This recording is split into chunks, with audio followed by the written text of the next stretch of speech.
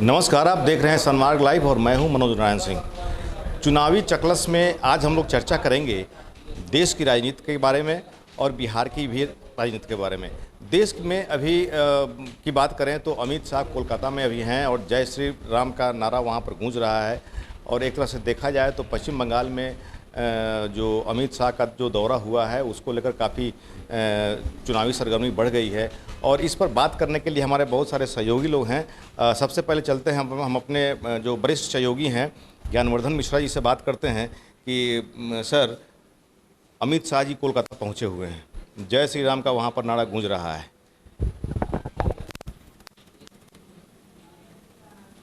अखबारों में जो आज छपा कि जय श्री राम का नारा लगाने पर पश्चिम बंगाल की मुख्यमंत्री आदरणीय ममता बनर्जी ने जिन शब्दों का प्रयोग किया किसी पार्टी या किसी व्यक्ति के बारे में, उसे अच्छा नहीं माना जाएगा। हर व्यक्ति को कहने की आज़ादी है, अभिव्यक्ति की स्वतंत्रता प्राप्त है। आप किसी की सभा को ऐन मौके पर स्थगित करवा दे रही हैं, मीडिया में ऐसी खबरें आ रही हैं। 2 सभाओं की सूचना मिल चुकी है। उनको ये मान के चलना होगा कि पश्चिम बंगाल किसी एक पार्टी अथवा किसी एक व्यक्ति की जागीर नहीं है। एक समय था जब ज्योति दादा का वर्चस्व था पूरे पश्चिम बंगाल पर, माकपा का शासन था। लंबे समय तक उन्होंने शासन किया, लेकिन उन्हें जनता ने दरकिनार कर दिया। तो अगर यही रवैया ममता जी का रहा तो वो दिन भी दूर नहीं जब जनता इनको भी दरकिनार कर देगी, किसी दूसरे को मौका देगी। इसलिए क्लेश को सौहार्दपूर्ण वातावरण में ही रखना चाहिए, टकराव की राजनीति नहीं होनी चाहिए। ये जो पार्लियामेंट्री चुनाव हो रहा है, पार्लियामेंट्री चुनाव ये है, असेंबली चुनाव नहीं है, तो इसको लेकर के भी वहाँ के लोग राष्ट्रवाद के मुद्दे पे एकजुट हो रहे हैं क्या? ये तो पूरे देश का मामला है। देश का हर बच्चा अपने को राष्ट्रवादी, राष्ट्रवाद का पोषक, राष्ट्रवाद का एक सिपाही मानता है। इसमें कोई परहेज कहाँ है? कोई पाकिस्तानी तो है नहीं यहाँ कि हम पाकिस्तानी हैं कहेगा। राष्ट्रवाद मतलब हर भारतीय का यह कर्तव्य है कि वो अपने को राष्ट्रवादी कहे, राष्ट्रवाद का समर्थक कहे। तो हमारे सहयोगी का ये कहना है कि ये राष्ट्रवाद का मुद्दा है, इसलिए ये मुद्दा अभी चरम पर है। और एक हमारे सहयोगी हैं अजय कुमार जी, इनसे हम चर्चा करते हैं कि आज राबड़ी देवी ने कहा है कि लालू जी को उनका परिवार मिस कर रहा है और लालू जी अभी रांची में जेल में अभी हैं, सजा याफ्ता हैं, और लालू का जो परिवार है लालू को मिस कर रहा है उनका परिवार। इसके बारे में थोड़ा आप कुछ बताएं। देखिए, मिस तो यहाँ की मीडिया भी कर रही है लालू यादव को। लोकसभा चुनाव में अगर लालू यादव बाहर होते तो हमारे पास कहने को, बोलने को, सुनने को, दिखाने को बहुत कुछ होता, इसमें कोई शक नहीं है। और चूंकि एक बड़ी राजनीतिक हस्ती भी हैं तो लोकसभा चुनाव में उनको मिस करना उनके परिवार के लिए तो छोटी बात है, लेकिन हम मीडिया कर्मियों के लिए बड़ी बात है। तो ये जो मतलब कि आप क्या मानते हैं कि लालू जी अगर बाहर रहते, यहाँ पर रहते, चूँकि ये पहली बार ऐसा हुआ है कि लालू जी की गैरहाजिरी में ये चुनाव हो रहा है, उनके परिवार पर बहुत ज़्यादा बर्डन पड़ा हुआ है, तो अगर वो बाहर रहते तो राजनीतिक समीकरण कुछ और दिखता क्या? जी बिल्कुल दिखता। इसके पीछे 2 कारण हैं। पहला कारण तो ये है कि जो राजनीतिक विरासत उन्होंने परिवार में छोड़ी है वो लालू के कद का नहीं है। चाहे वो तेजस्वी हों, तेज प्रताप हों, राबड़ी देवी हों, वो लालू के कद को अभी शायद आधे भी नहीं छू पाएंगे, पहली बात। दूसरी बात यह है कि लालू का बाहर रहना निश्चित रूप से पब्लिक के बीच में एक डिफरेंट मैसेज आता है। लोग उनको सुनने के लिए जाते हैं, उनके विरोधी भी उनको सुनना चाहते हैं। तो इन दोनों बातों के आधार पे आप कह सकते हैं फ़र्क तो पड़ता।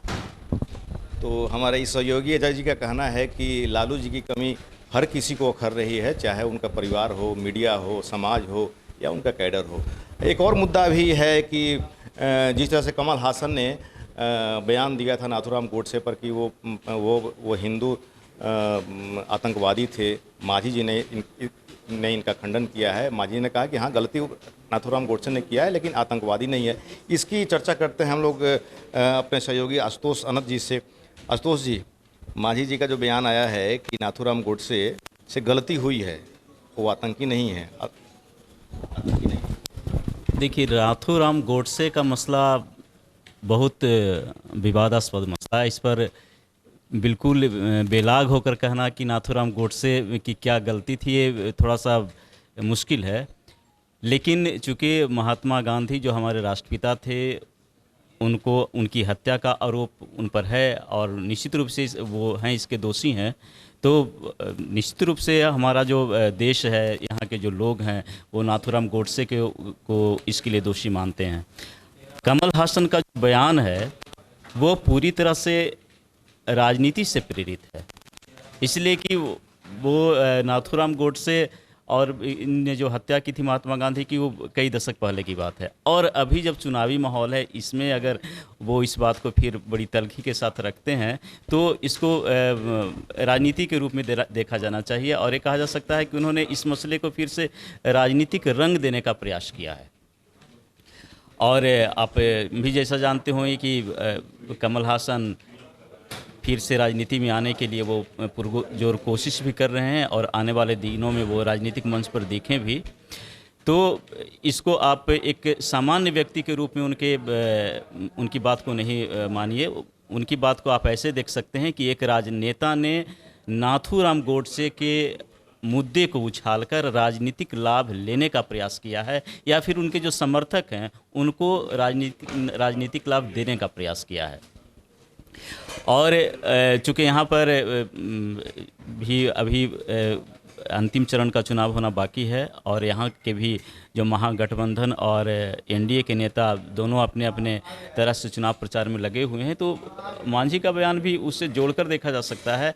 और मांझी ने जो यहाँ पर जो सॉफ्ट थोड़ी नीति अपनाई है, वो भी अपने वोटरों को एक मैसेज देने के लिए अपनाई है कि उनसे गलती हुई है लेकिन वो आतंकी नहीं थे। तो यहाँ पर जो हिंदू आतंकवाद की बात करते हैं, तो हिंदू का बड़ा व्यापक दायरा है। हिंदू में दलित भी आता है, पिछड़ा भी आता है और सवर्ण भी आते हैं।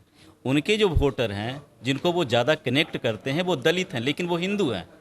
अगर वो सीधे तौर पर ये कह देते कि हाँ, हिंदू आतंकवाद हिंदू आतंकी था या फिर पहला हिंदू आतंकी नाथूराम गोडसे थे, ये बात अगर वो कहते तो उनका कहीं ना कहीं वोटर उससे आहत होता, क्योंकि वे दलित हैं लेकिन हिंदू हैं। और हिंदू पर जब आक्षेप होगा तो फिर उनको राजनीतिक नुकसान हो सकता था, इसलिए वो सॉफ्ट नीति अपनाकर एक इस तरह का बयान दिए हैं। तो सहयोगी आशुतोष का कहना है कि जो नाथूराम गोडसे का जो बयान है वो पूर्ण रूप से ये पॉलिटिकल स्टंट है। आज के चुनावी चर्चा में बस इतना ही। कल फिर नए मुद्दे पर नए चर्चा के साथ फिर हाजिर होंगे। तब तक के लिए धन्यवाद। सहयोगी राकेश के साथ मनोज नारायण सिंह, सनमार्ग लाइव, पटना।